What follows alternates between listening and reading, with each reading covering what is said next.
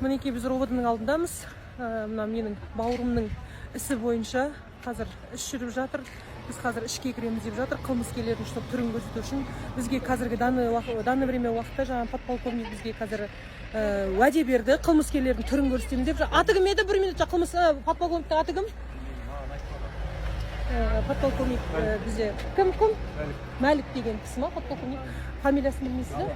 Мәлік деген кісі бізге жаңа подполковник қазір мына жерде қылмыскерлердің бәрін анықтап нақты түрлерін көрсетемін деді. Өйткені қылмыстық істе бұл жерде 7 адам ғана ұсталып тұр. Негізі бұл жерде жоқ дегенде 13 адам ұсталу керек. 3 машина болып келген. Сондықтан біз қазір требовать етіп атқанымыз қылмыскерлердің бәрін ұстасын, бізге көрсетсін, ашық сот болсын деп.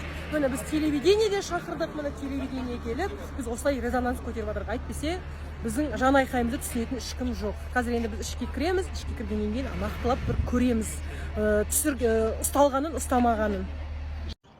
Қалайсыздар? Мен бүгін ерте тұрдым да, уже тиктокты қарасам, 16 жастағы Талғардың баласына жабылып жүріп, якобы мықты сымақтар анасының көзінше өлтірген екен. Алла тағала анасына сабыр берсін. Шакалдар. Талғардың жаңағындай мен деген жігіттері болса, сол жігіттерді таныса, мен ойымша ұстап берген дұрыс сияқты. Типа прокурордың баласы деп жатыр, бірақ та заң бәріне бірдей, да, как Қасым-Жомарт Тоқаев айтқанындай. Одан бөлек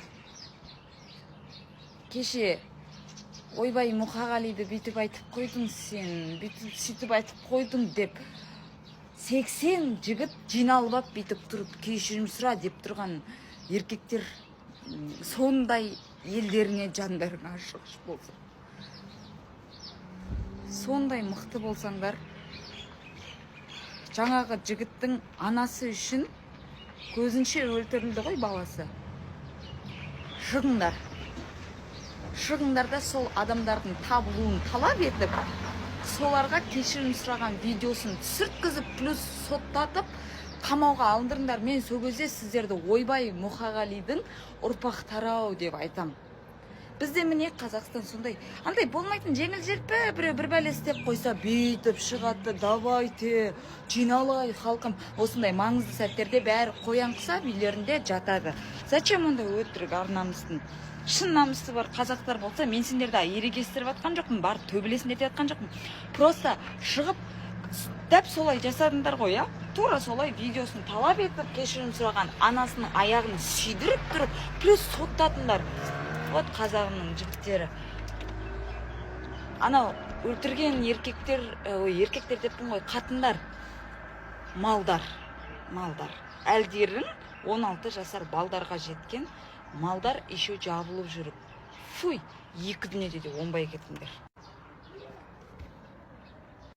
Айналайын қазақтың жігіттері, сендер еркексіңдер ма, жоқ юбка киген қатынсыңдар ма? Білет, қалай мынау 16 жастағы баланы әкесімен бірге сабап, еще сол жерде өлтіріп, анасының көзінше. Сондай нәрсе істеуге болады, маған айтыңдаршы. Бәрін терезеден қарап, видеоға түсіріп отырсыңдар. Ебать, бір какой-то бір щеголдардан, блядь, 20 шақтысы болсын, щегол ғой олар. Соның бір 2-3 еркек табылмады ма, сол жерде шығып араға түсетін, жайда, блядь, атып шығатын журналистерді қамайтын полициялар қайда болдыңдар сендерді? Камераларын пиздес қой сендердің штраф салғанда. Активистерді, журналистерді бір смс-пен ұстап аласыңдар ғой сендер. КНБшниктер қотағыма жүрдіңдер ме сендер? Сол кезде айтыңдаршы маған. Не сұмдық болып жатыр мынау, не сұмдық, блядь. Қазаққа жауын нахуй. Еще ренжисіңдер, сука, надан, мал, долбоебсыңдар десем, сендер ренжисіңдер. Бұл шындық нахуй.